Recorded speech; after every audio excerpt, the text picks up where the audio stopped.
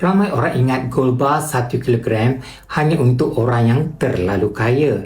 Hakikatnya, ramai usahawan dan pemilik syarikat memilih jongkong emas bersaiz besar sebagai salah satu cara untuk menyimpan sebahagian modal atau keuntungan perniagaan mereka. Kenapa?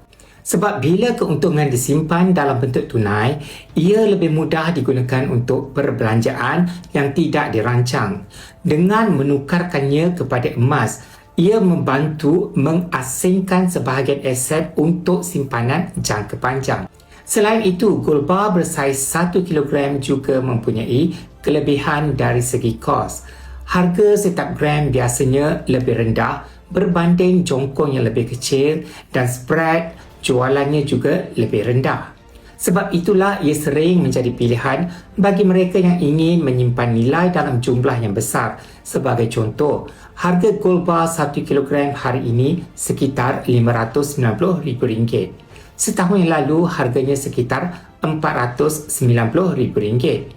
Ini menunjukkan bagaimana nilai emas boleh berubah dari masa ke semasa. Walau bagaimanapun, prestasi lalu tidak menjamin prestasi pada masa hadapan.